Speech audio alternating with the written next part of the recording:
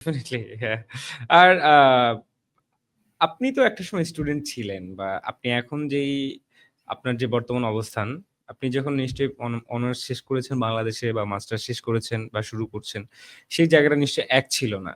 তো আমি যদি আপনাকে বলি যে একজন শিক্ষার্থীর মনস্তাত্ত্বিক দৃষ্টিভঙ্গির জায়গা থেকে স কেউ যদি বিদেশে ক্যারিয়ার গড়তে চায় বা পড়াশোনার জায়গা থেকে যেতে চায়, তো আপনি ওই স্টুডেন্টকে বা ওই স্টুডেন্টদেরকে আপনি আসলে কি পরামর্শগুলি দিবেন? তো ১ম এ হচ্ছে যে কেউ যদি আ প্ল্যান করে যে দেশের বাইরে আসবে পড়ালেখা করার জন্য এবং এখানে ক্যারিয়ার করবে তাহলে আ নিজেকে একটু করে গড়ে তুলতে হবে। কেউ যদি আম তার অনার্স লাইফ এর শুরুতেই এই সিদ্ধান্ত নিয়ে ফেলে যে আমি আমার ক্যারিয়ার দেশের বাইরে করতে চাই, তাহলে সে যেন সেই ফার্স্ট ইয়ার থেকেই নিজেকে গড়া শুরু করে। কিরকম? তো ফার্স্ট ইয়ার থেকে সে তাকে তো ল্যাঙ্গুয়েজ প্রফিসিয়েন্সি টেস্ট দিতে হবে। Either IELTS or TOEFL। তো এইটা দেওয়ার জন্য যেটা বেসিক প্রিপারেশন। আমাদের বাংলাদেশে আমরা বাংলাদেশী বাংলা ভাষায় কথা বলি। তো ইংলিশের প্রতি আমাদেরকে শিখতে হয়, জানতে হয় যতটুকু না জানলেই নয়। বাট এখানে ঠিক আসার জন্য ভাই তার আমরা তো প্রায় আমাদের স্কুল বা primary school, high school, college সব মিলে আমরা তো প্রায় ১২-১৫ বছর বাংলা পড়ি। তার মানে আমাদের এই জায়গাটা গ্যাপটা হয় কেন আসলে? আচ্ছা ইংলিশ পড়ি আমরা, হ্যাঁ। হ্যাঁ, তো গ্যাপটা হয় হচ্ছে আ স্টাইলটা। আমাদের যেভাবে পড়ানো হয়, আ আপনি দেখবেন যে বাংলাদেশের প্রাইমারিতে থেকে শুরু করেন। যখন ইংলিশের টিচার ইংলিশ ক্লাস নিচ্ছেন, সে নিজেও কিন্তু ইংলিশ স্পিকার না। সে ইংলিশে রাইট। ক্লাস নিচ্ছেন না। সে বাংলায় কিন্তু ইংলিশ ইংরেজি ক্লাস বুঝতে নিচ্ছেন। পারছেন। তো এইটা একটা হ্যাঁ, ব্যাপার। আমাদের ক্ষেত্রে কি হয়? It's a language. এটার আহামরি কিছু না। যেটা ম্যাটার সেটা হচ্ছে যে আমরা অভ্যস্ত না। এখানে আসলে হীনমন্যতার কিছু নাই। আমি আমার ল্যাঙ্গুয়েজে আ এক্সপার্ট। ঠিক আছে? অন্য ল্যাঙ্গুয়েজে আমি এক্সপার্ট হবো না এটা স্বাভাবিক। হ্যাঁ, এটা স্বাভাবিক। আমি যদি একজন আমেরিকানকে জিজ্ঞেস করি আপনি বাংলা বলতে পারবেন কিনা? সে পারবে না। পারবেন। Most of right. The interesting thing most of the American তাদের ল্যাঙ্গুয়েজের বাইরে একটা ল্যাঙ্গুয়েজ মোটামুটি পারে সেটা হচ্ছে স্প্যানিশ। স্প্যানিশ। এর বাইরে হ্যাঁ, তাদের স্কুল কলেজে একটা ল্যাঙ্গুয়েজ নিতে হয়, পড়তে হয় ১ বছর বা ২ বছরের জন্য। যে কারণে তারা স্প্যানিশটা নেয়। But they are not fluent like us. আমরা ইংলিশে বা আদার ল্যাঙ্গুয়েজে আপনি যদি বাংলাদেশীদেরকে জিজ্ঞেস করেন, most of the Bangladeshi at least কয়েকটা ল্যাঙ্গুয়েজ সম্পর্কে আইডিয়া থাকে। নাম্বার 1 বাংলা তো আছেই। তারপর অ্যারাবিক আমরা এট লিস্ট পড়তে পারি। হ্যাঁ, ফ্লুয়েন্টলি দেখে, কথা দেখে না এট লিস্ট পড়তে পারি। এটাও একটা কোয়ালিটি। তো এটা এটা খুব করতে পারি। আপনি জিজ্ঞেস করবেন অধিকাংশ বাঙালি আ উর্দু, হিন্দি এই ২ টা ভালোভাবে বুঝে। কেউ খুব ফ্লুয়েন্টলি রাইট। কথাও বলতে পারে। কথা বলতে না পারলেও যারা না পারে এট লিস্ট তারা বুঝে। কথা বললে একজন অনেক বুঝতে ক্ষেত্রে পারে। বলারও চেষ্টাও করে যে সেটা চেষ্টাও করে ভাঙাচোরা হোক ভাঙা হ্যাঁ, ভাঙা আম আ ইয়াতে আ উর্দুতে বা বাক্যে হিন্দিতে কথা বলতে পারে। রাইট। তো ইংলিশে আমরা মোরালেস একদম যে খারাপ সেটাও আমি বলব না। আমরা কথা এট লিস্ট কমিউনিকেট করতে পারি। তো দেখেন একজন স্টুডেন্টের কিন্তু অনেকগুলো এক্সপার্টাইজ।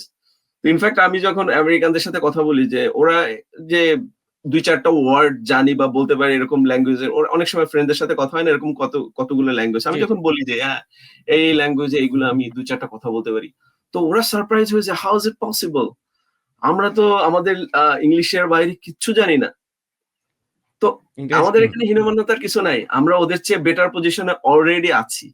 তো যেটা আমাদের গ্যাপ আছে বা লিমিটেশন আছে যে আমরা যেহেতু আ বাংলা স্পিকার, আমরা ইংলিশে এতটা ফ্লুয়েন্ট না। আমাদের শিক্ষকদের কথা যদি বলি তারাও এখানে তাদেরকে ছোট করার জন্য বলছি না। আম স্বাভাবিক বাংলা ভাষায় ভাষাভাষী হওয়ায় তারা ছোটবেলা থেকে আমাদের যে শিক্ষকরা ইংরেজি পড়িয়েছেন তারা বাংলা ভাষায় কথা বলে ইংলিশটাকে বুঝিয়েছেন।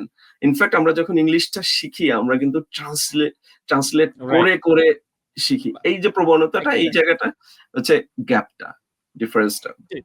ভাইয়া তো আপনি হচ্ছে যে ভাষাগত জায়গায় একটা গুরুত্বপূর্ণ জায়গায় টাচ করলেন। আমি জানতে চাই যে ইস ইট এনাফ? মানে না, টু গেট এটা এনাফ স্কলারশিপ না। এটা হচ্ছে এভার একটা পার্ট। আমি যেটা বললাম রাইট। যে হ্যাঁ, তাকে শুরু করতে হবে যে ইং আ ইংলিশ ফ্লুয়েন্সির জন্য আস্তে সে ভোকাবুলারি গুলা শিখুক, রুলস গুলা জানুক, স্পিকিং প্র্যাকটিস করুক একা একা অল্প অল্প করে। সে যদি একটা স্টুডেন্ট যদি ফার্স্ট ইয়ার থেকে সে প্রিপারেশন নেওয়া শুরু করে, at the end of the honors or master সে দেখবে কমপ্লিটলি ফ্লুয়েন্ট। তার জন্য সে যদি আইএলটিএস দেয়, আইএলটিএস এ যদি স্পিকিং এ 7 পায়, that's good enough, or little bit less 6.5 also acceptable, but better at least 7। এটা একটা জিনিস। দ্বিতীয় হচ্ছে যে যেহেতু দেশের বাইরে আসতে চাইলে গবেষণা ভেরি ইম্পর্টেন্ট, রিসার্চ করতে হবে, বাট ইটস নট ম্যান্ডেটরি যে বাংলাদেশে আন্ডারগ্রাডে বা মাস্টার্স এ রিসার্চ থাকতেই হবে। বাট কেউ যদি তার ক্যারিয়ার এখানে গড়তে চায় এবং সে যদি আগে থেকেই রিসার্চের প্ল্যান করে কিছু রিসার্চ বাংলাদেশে শুরু করে। এখন বাংলাদেশে অনেক ইউনিভার্সিটিতে সব প্রফেসর হয়তো কাজ করে না, রিসার্চ করে না, বাট অনেক প্রফেসর তারা করে, অনেস্টলি করে, ডেডিকেশন উইথ ডেডিকেশন তারা করতেছে। তো ওইসব শিক্ষকদের সাথে সম্পৃক্ত হয়ে কিছু গবেষণার হাতেখড়ি হলো, যদি সম্ভব হয় কিছু পাবলিকেশন যদি করতে পারে, this will be like extra qualification, extra benefit এর জন্য পাবে, but it's not necessary is mandatory. সেই পাবলিকেশন থাকা বা গবেষণাটা এটা ম্যান্ডেটরি না। কেউ যদি কোনো রিসার্চ নাও করে, কোনো পাবলিকেশন নাও থাকে, তাহলেও সে প্রবলেম হবে না। বাট পাশাপাশি যেটা খেয়াল রাখতে হবে যে রেজাল্টটা যেন অ্যাটলিস্ট একটা স্ট্যান্ডার্ড থাকে, নট নেসেসারি ভেরি হাই হতে হবে। সো সে আউট অফ 4 কেউ যদি 3.25 এর অ্যাবাভ থাকে, দ্যাটস প্রিটি মাচ একটা মার্জিনাল। সে সব জায়গায় আর কি মোটামুটি অনেক জায়গায় সে অ্যাপ্লাই করতে পারবে। আর এর বাইরে যদি কারো এক্সট্রা অর্ডিনারি থাকে 3.5, 3.9 বা 4 আউট অফ 4, দ্যাটস ট্রেমেন্ডাস, খুবই ভালো, বাট ইটস নট ম্যান্ডেটরি। অনেক আমি জানি ফাইন্যান্সিয়াল জায়গাটা একটু বলবেন কিনা? মানে যে টাকা পয়সার ব্যাপারটা নিয়ে আমাদের তো ফাইন্যান্সিয়াল ট্রুলি বাংলাদেশ থেকে আমরা যারা আসি এদের 90% ফাইন্যান্সিয়াল কন্ডিশন ভেরি, মানে কি বলবো, very very low. Lower middle class family থেকে আসি। তো এটার জন্য যেটা সবচেয়ে বড় বেনিফিট আমরা পাই সেটা হচ্ছে গিয়ে আমাদের বাংলাদেশিদের ইউএস এর ইউনিভার্সিটি গুলোতে একটা ভালো রেপুটেশন আছে। তো যখন কোনো বাংলাদেশি স্টুডেন্ট ইউএস এর ইউনিভার্সিটি গুলোতে অ্যাপ্লাই করে, মোস্ট লাইকলি তাদের স্কলারশিপ পাওয়ার যদি অন্য সকল ক্রাইটেরিয়া যদি ফিট হয়, যদি রিকোয়ারমেন্ট গুলো ফুলফিল হয়, তাহলে তাদের স্কলারশিপ পাওয়ার প্রবাবিলিটি ভেরি হাই।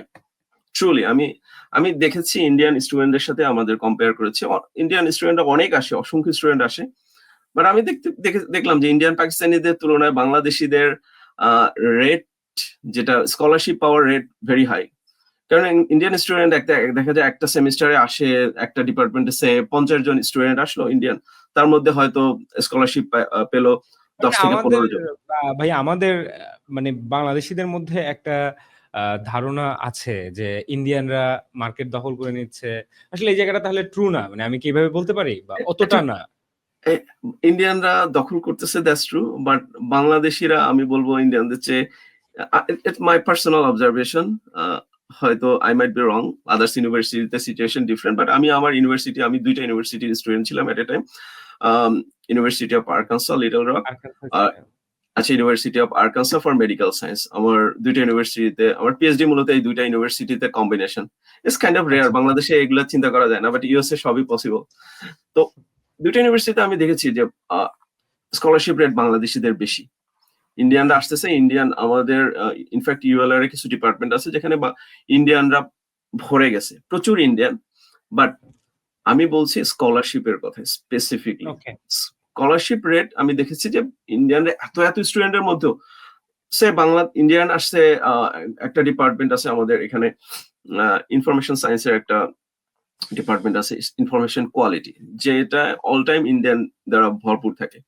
100 জন স্টুডেন্টের মধ্যে প্রায় 70%, 70 জনই ইন্ডিয়ান। হয়তো বাংলাদেশে 8-10 জন থাকে, বাংলাদেশে 8-10 জন থাকলে ওই 10 জনের মধ্যে হয়তো 8 জন বাংলাদেশি স্কলারশিপ আছে, আর 70 জন ইন্ডিয়ার মধ্যে হয়তো ওইরকম 7-8 জনের স্কলারশিপ আছে। তো অ্যাগেন্স্ট 70 ইন্ডিয়ান স্টুডেন্ট যদি 8-10 জন স্কলারশিপ থাকে, আর বাংলাদেশি 10 জনের মধ্যে 8 জনই থাকে, তো রেট অবভিয়াসলি বাংলাদেশিদের অনেক হাই, অনেক।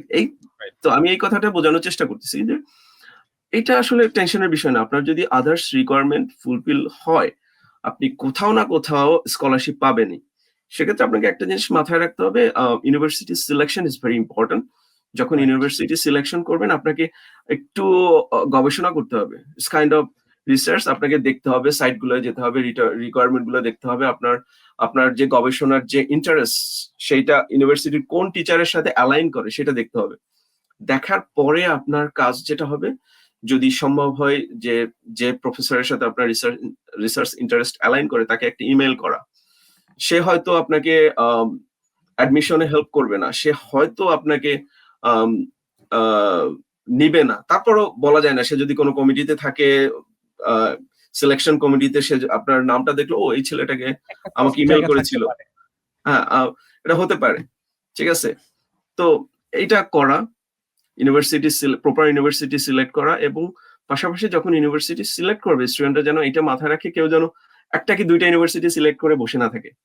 তাকে একটা ক্রাইটেরিয়া মেনটেন করতে হবে যে আমি আমার সিজিপিএ মোটামুটি ভালো আছে 3.5, আমার আইএলটিএস স্কোর আছে 7, তো আমি বেশ আপার লেভেলের কিছু ইউনিভার্সিটি অ্যাপ্লাই করি, মিড লেভেলের কিছু করি। তো যেটা হয়, ইন কেস আমি 2-3টা ভালো ইউনিভার্সিটি, 2-3টা মিড লেভেল ইউনিভার্সিটি অ্যাপ্লাই করলাম, ইন কেস কোনোটাই হলো না, এটা হুম। প্রবলেম। তো তার জন্য স্টুডেন্টদের একটা স্ট্র্যাটেজি মেনটেন করা উচিত।